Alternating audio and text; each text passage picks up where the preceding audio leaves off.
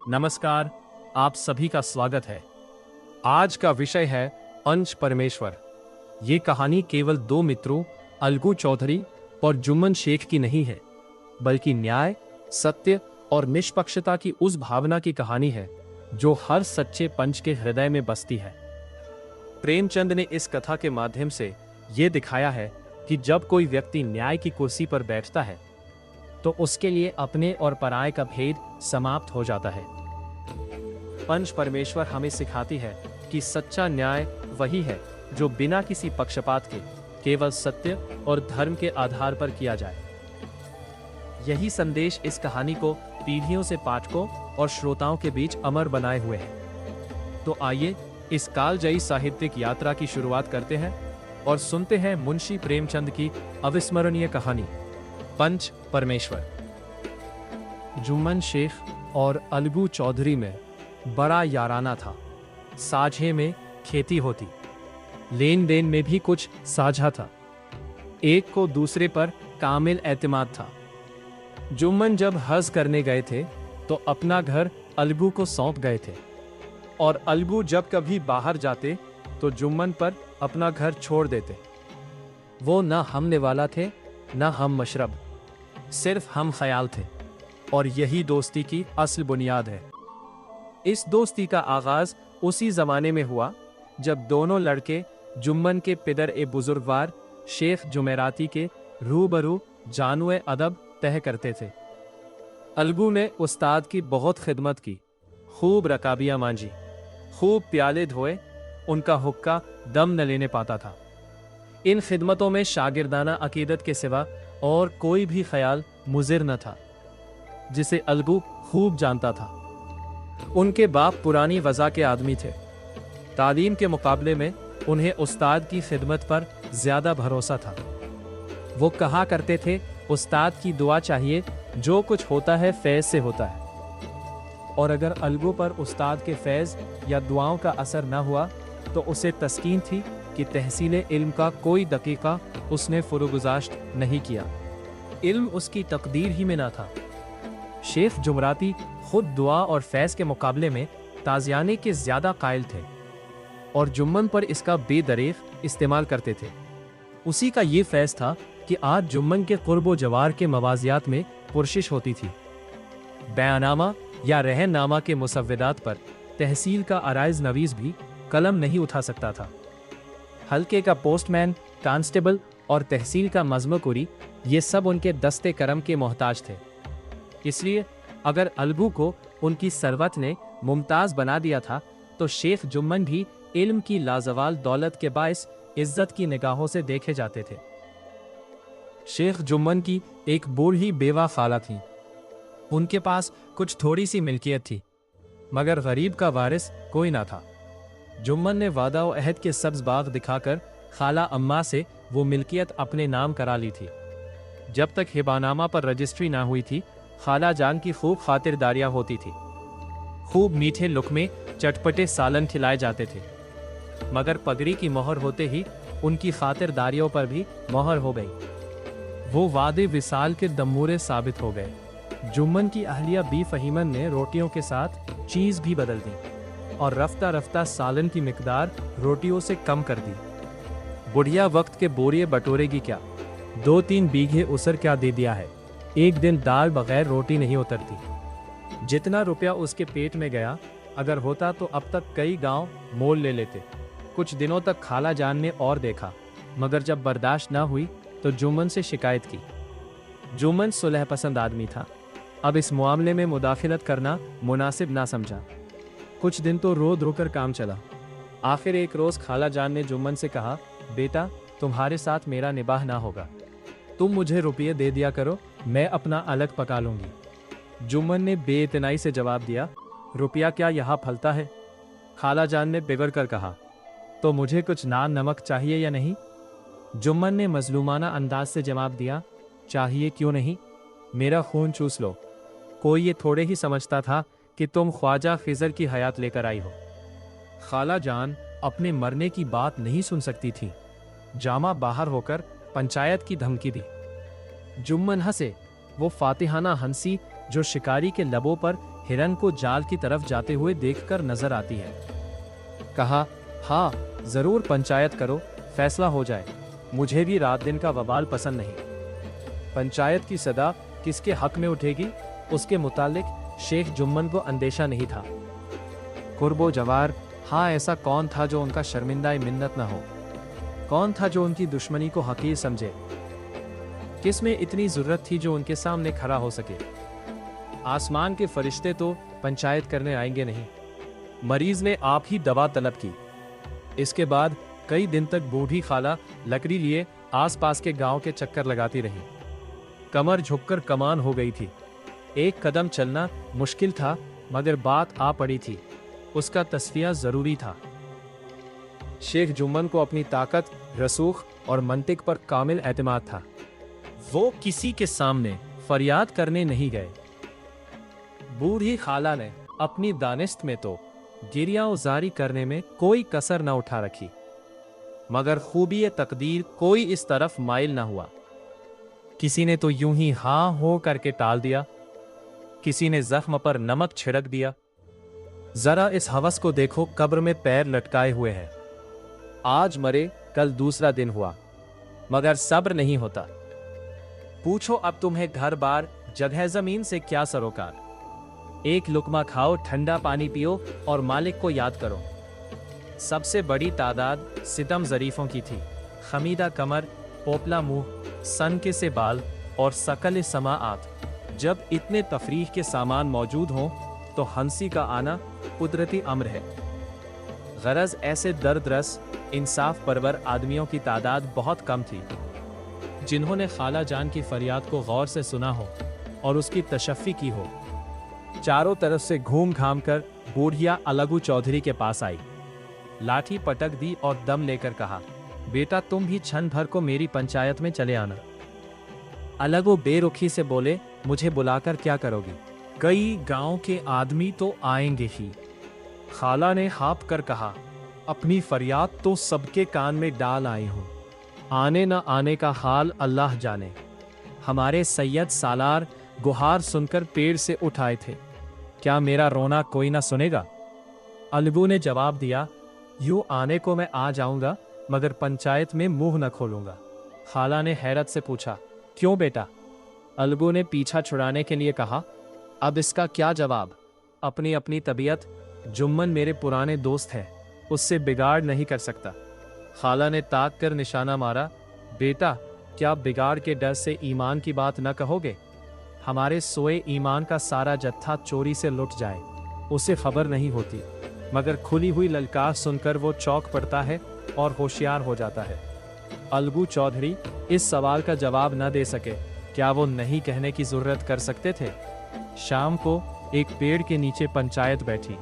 टाट बिछा हुआ था, हुक्के का भी इंतजाम था। ये सब शेख जुम्मन की मेहमान नवाजी थी।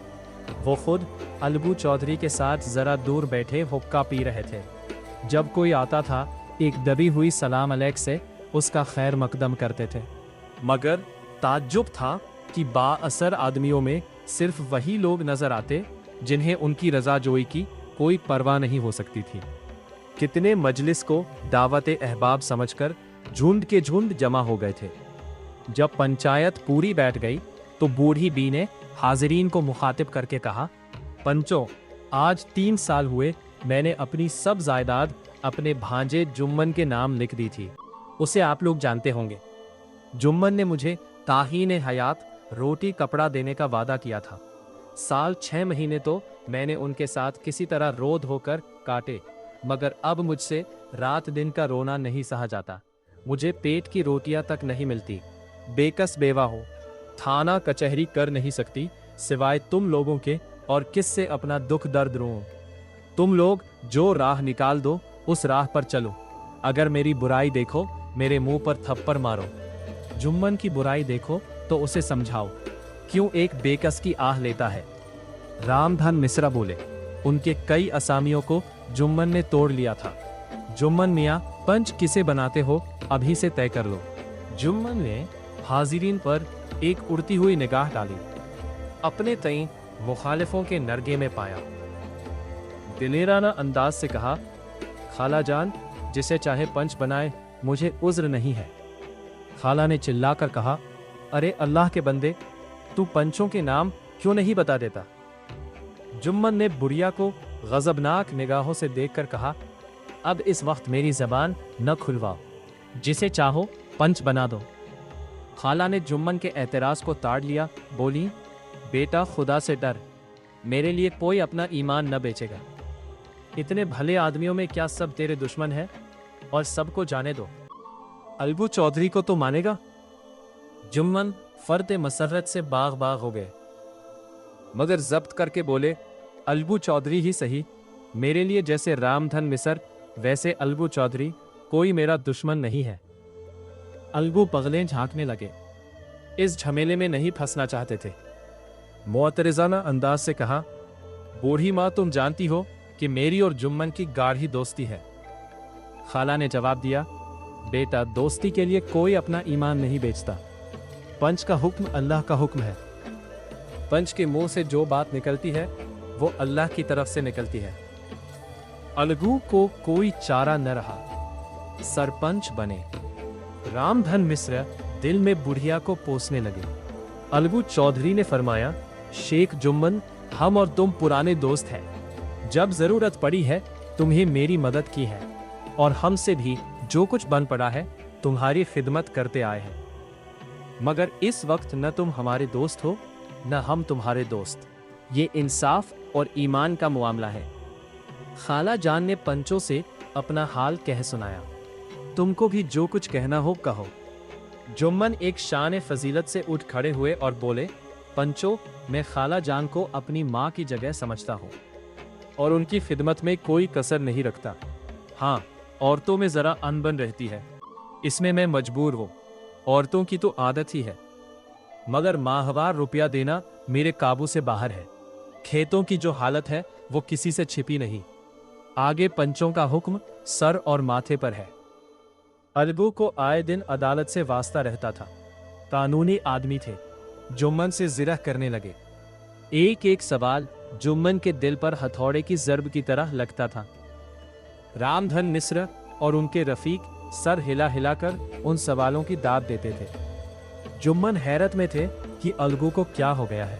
अभी तो ये मेरे साथ बैठा कैसे मजे मजे की बातें कर रहा था, इतनी देर में ऐसी काया पलट हो गई कि मेरी जड़ खोदने पर आमादा है। अच्छी दोस्ती निभाई, इससे अच्छे तो रामधन ही थे। वो ये तो न जानते कि कौन कौन से खेत कितने पर उठते हैं और क्या निकासी होती है। जालिम ने बना बनाया खेल बिगाड़ दिया। जिरह खत्म होने के बाद अलगू ने फैसला सुनाया। लहजा निहायत संगीन और तहक्कुमाना था। शेख जुम्मन, पंचों ने इस मामले पर अच्छी तरह गौर किया। ज्यादती सरासर तुम्हारी है। खेतों से माकूल नफा होता है। तुम्हें चाहिए कि खाला जान के माहवार गुजारे का बंदोबस्त कर दो। इसके सिवाय और कोई सूरत नहीं। अगर तुम्हें यह मंजूर नहीं तो हिबानामा मंसूख हो जाएगा। जुम्मन ने फैसला सुना और सन्नाटे में आ गया। अहबाब से कहने लगा, भाई, इस जमाने में यही दोस्ती है कि जो अपने ऊपर भरोसा करे, उसकी गर्दन पर छुरी फेरी जाए। इसी को नैरंगी रोजगार कहते हैं। अगर लोग ऐसे दगाबाज जौफरोश गंदुम नुमा न होते तो मुल्क पर ये आफतें क्यों आती। ये हैजा और प्लेग इन्हीं मक्कारियों की सजा है। मगर रामधन मिश्र और फतेह खान और जग्गू सिंह इस बेलाग फैसले की तारीफ में रतबुल लिसान थे। इसका नाम पंचायत है। दूध का दूध, पानी का पानी, दोस्ती दोस्ती की जगह है। मुकद्दम ईमान का सलामत रखना है। ऐसे ही सत्यवादियों से दुनिया कायम है, वरना कब की जहन्नुम में मिल जाती। इस फैसले ने अलगू और जुम्मन की दोस्ती की जड़ें हिला दी। तनादार दरख्त हक का एक झोंका भी ना सह सका। वो अब भी मिलते थे, मगर वो तीरों सिपर की तरह। जुम्मन के दिल से दोस्त की गद्दारी का ख्याल दूर न होता था और इंतकाम की ख्वाहिश चैन न लेने देती थी। खुशकिस्मती से मौका भी जल्द मिल गया। पिछले साल मिस्र वो बटेसर मेले से बैलों की एक अच्छी गोइया मोल लाए थे। पछाई नस्ल के खूबसूरत बैल थे।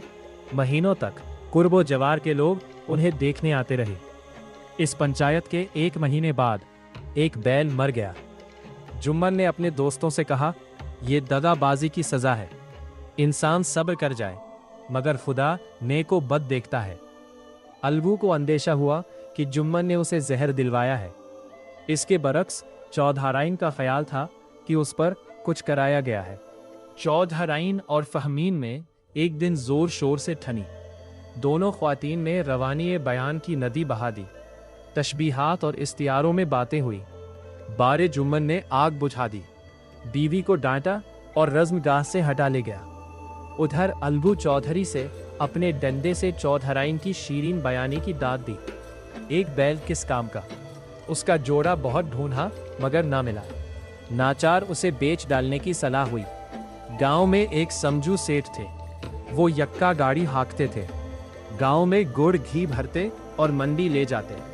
मंडी से तेल नमक लाद कर लाते और गांव में बेचते थे। उस बैल पर उनकी तबीयत लहराई। सोचा उसे ले लूं तो दिन में बिला किसी मिन्नत के 3 खेवे हो, नहीं तो एक ही के लाले रहते हैं। बैल देखा, गाड़ी में दौड़ाया। दाम के लिए 1 महीने का वादा हुआ। चौधरी भी गरजमंद थे, घाटे की कुछ परवाह न की। समझू ने नया बैल पाया तो पांव फैलाए दिन में 3-3 4-4 खेवे करते। ना चारे की फिक्र थी ना पानी की, बस खेवों से काम था। मंडी ले गए, वहां कुछ सूखा भूस डाल दिया और गरीब जानवर अभी दम भी ना लेने पाया था कि फिर जोत दिया। अलगू चौधरी के यहाँ थे तो चैन की बंसी बजती थी। राते पाते, साफ पानी, दली हुई अरहर, भूसे के साथ खली, खूबी कभी कभी घी का मजा भी मिल जाता। शाम सवेरे एक आदमी खरेरे करता, बदन खुजलाता, झाड़ता, पोंछता, सहलाता। कहाँ वो नाजो ने अमत, कहाँ ये 8 पहर की रपट। महीना भर में बेचारे का कचूमर निकल गया। यक्का का जुआ देखते ही बेचारे का हाथ छूट जाता। एक एक कदम चलना दूभर था। हड्डियां निकल आई थीं, लेकिन असील जानवर मार की ताब न थी। एक दिन चौथे खेवे में सेठ जी ने दूना बोझ लादा। दिन भर का थका जानवर पैर मुश्किल से उठते थे। उस पर सेठ जी कोड़े रसीद करने लगे। बैल जिगर तोड़कर चला, कुछ दूर दौड़ा, चाहा कि जरा दम ले। इधर सेठ जी को जल्द घर पहुंचने की फिक्र। कई कोड़े बेदर्दी से लगाए। बैल ने एक बार फिर जोर लगाया, मगर ताकत ने जवाब दे दिया। जमीन पर गिर पड़ा और ऐसा गिरा कि फिर न उठा। सेठ ने बहुत मारा पीटा, टांग पकड़कर खींची, नठनों में लकुटी खोस दी, मगर लाश न उठी। तब कुछ अंदेशा हुआ। गौर से देखा, बैल को खोलकर अलग किया और सोचने लगे कि गाड़ी क्यों कर घर पहुंचे। बहुत चीखे और चिल्लाए, मगर देहात का रास्ता, बच्चों की आंख है, सरे शाम से बंद। कोई नजर ना आया। करीब कोई गांव भी न था। मारे गुस्से के मुए बैल पर और दुर्रे लगाए। ससुरे, तुझे मरना था तो घर पर मरता। तूने आधे रास्ते में दांत निकाल दिए। अब गाड़ी कौन खींचे? इस तरह खूब जले भुने कई बोरे गुड़ और कई कनस्तर घी के बेचे थे। 200-400 रुपए कमर में बंधे हुए थे। गाड़ी पर कई बोरे नमक के थे, छोड़कर जा भी ना सकते। गाड़ी पर लेट गए, वहीं रत जगह करने की ठान ली और आधी रात तक दिल को बहलाते रहे। हुक्का पिया, गाया, फिर हुक्का पिया, आग जलाई, तापा। अपनी दानिश्त में वो तो जागते ही रहे, मगर जब पाँव फटी चौंके और कमर पर हाथ रखा तो थैली ना दारद, कलेजा सन से हो गया। कमर टटोली, थैली का पता ना था। घबराकर इधर उधर देखा, कई कनस्तर तेल के भी गायब थे। सर पीट लिया, पछाड़े खाने लगे। सुबह को बहजार खराबी घर पहुंचे। सेठानी जी ने ये हादिसाए अलमनाक सुना तो छाती पीट ली। पहले तो खूब रोई, तब अलगू चौधरी को गालियां देने लगी। हिफ्ज़े माँ तकद्दुम की सूजी, निगोड़े ने ऐसा मनहूस बैल दिया कि सारे जन्म की कमाई लुट गई। इस वाकया को कई माह गुजर गए। अलगू जब अपने बैल की कीमत मांगते तो सेठ और सेठानी दोनों झल्लाए हुए कुत्तों की तरह चढ़ बैठे। यहाँ तो सारे जन्म की कमाई मिट्टी में मिल गई। फकीर हो गए, उन्हें दाम की पड़ी है। मुर्दा मनहूस बैल दिया था, इस पर दाम मांगते हैं। आंख में धूल झोंक दी। मरा हुआ बैल गले बांध दिया। निरा पोंगा ही समझ लिया है। किसी गड्ढे में मुंह धो आओ तब दाम लेना। सब्र ना होता हो तो हमारा बैल खोल ले जाओ, महीने के बदले 2 महीने जोत लो, और क्या लोगे। इस फैयाजाना फैसले के कदरदान हजरात की भी कमी न थी। इस तरह झड़प सुनकर चौधरी लौट आते, मगर 150 रुपए से इस तरह हाथ धो लेना आसान काम न था। एक बार वह भी बिगड़े, सेठ जी गर्म हो पड़े। सेठानी जी जज्बे के मारे घर से निकल पड़ी। सवालों जवाब होने लगे, खूब मुबाहिसा हुआ। मुजादिला की नौबत आ पहुंची। सेठ जी ने घर में घुसकर किवाड़ बंद कर लिए। गांव के कई मुअज्जिज आदमी जमा हो गए। दोनों फरीक को समझाया, सेठ जी को दिलासा देकर घर से निकाला और सलाह दी कि आपस में सर फुटवल से काम न चलेगा। इससे क्या फायदा, पंचायत कर लो, जो कुछ तय हो जाएगा उसे मान जाओ। सेठ जी राजी हो गए। अलगू ने भी हामी भरी। फैसला हो गया। पंचायत की तैयारियां होने लगी।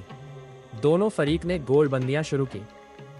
तीसरे दिन उसी साएदार दरख्त के नीचे फिर पंचायत बैठी। वही शाम का वक्त था। खेतों में कव्वों की पंचायत लगी हुई थी।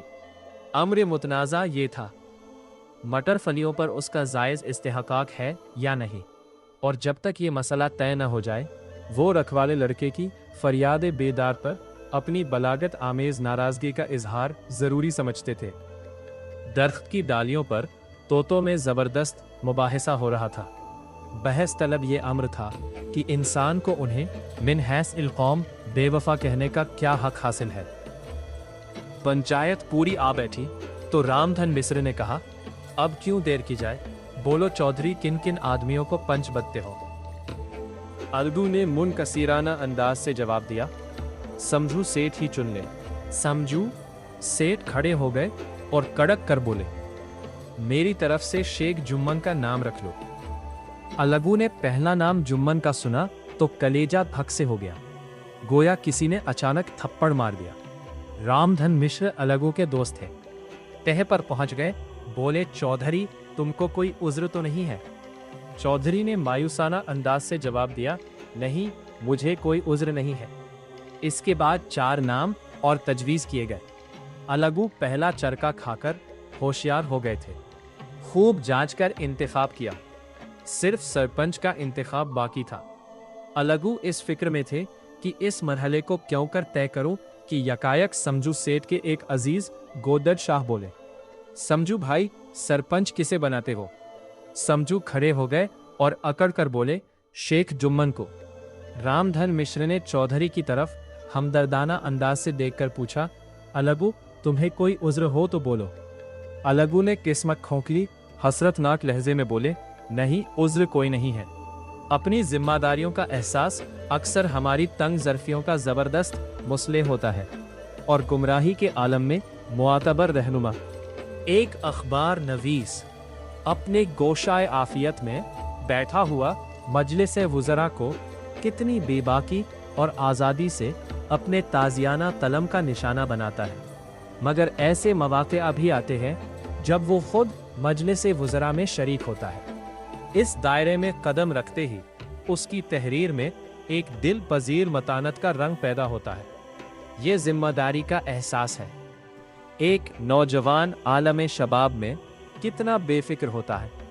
वालिदैन उसे मायूसाना निगाहों से देखते हैं, उसे नंगे ख़ानदान समझते हैं, मगर थोड़े ही दिनों में वालिदैन का साया सर से उठ जाने के बाद वही वारफ्ता मिजाज नंगे ख़ानदान कितना सलामत रूप, कितना मोहतात हो जाता है।